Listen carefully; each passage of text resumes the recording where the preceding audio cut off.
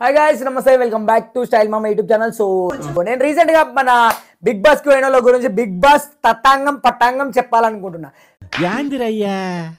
Big boss లేకి మన్మథ రాజా గాడు పోయిండు.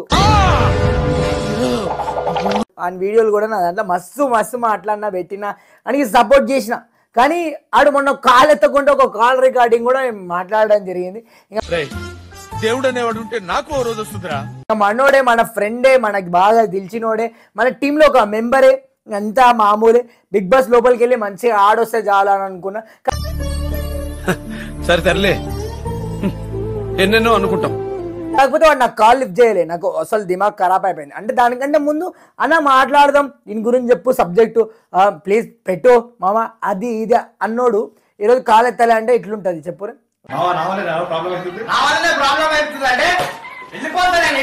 తర్వాతకి మళ్ళీ రెస్పాన్స్ అయ్యి మాట్లాడిన మామ అట్లేమనుకోకు, ఇట్లా బిజీ ఉండే అది ఇది అన్నాను.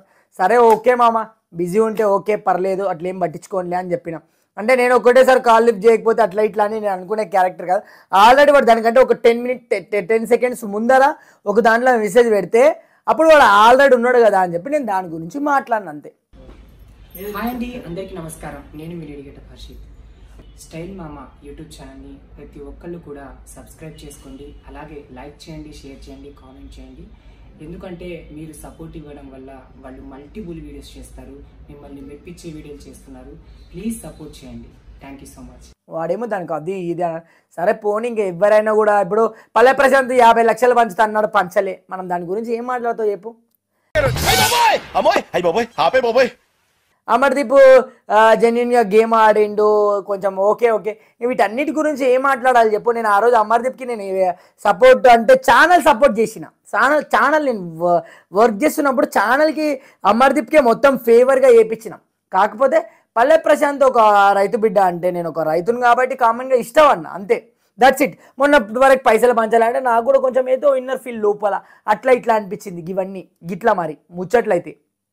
ఇంకొకటి చెప్పాలంటే పర్టికులర్గా అమర్దీప్ చాలా జెన్యున్ పర్సన్, చిన్నపిల్లని మెంటాలిటీ అన్న ఫీల్ కూడా అనిపించింది. అమర్దీప్ అరే పాపం కదా, ఆ రోజు కారు వలగొడినప్పుడు కూడా నేను అక్కడనే ఉండి వీడియోలు ఆ కారు అన్నీ తీసి మన ఛానల్లో పెట్టిన.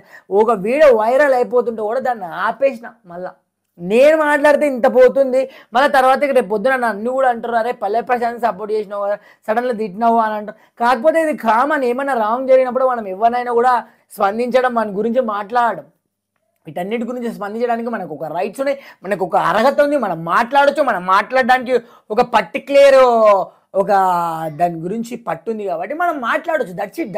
దీని గురించి మనం ఎన్ని చెప్పినా వేరు వేరు వేరు.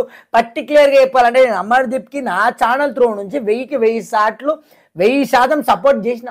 కానీ పర్టిక్యులర్గా నేను మాట్లాడింది ఎక్కడ బయట సబ్జెక్టులు ఇవన్నీ బయట మాట్లాడింది నేను ఓన్గా పల్లె ప్రశాంత్ గురించి సపోర్ట్గా మాట్లాడాను. Thank you guys. నెక్స్ట్ వీడియోలో మళ్ళీ కలుసుకుందాం. Bye bye. చెప్పు బుజ్జి.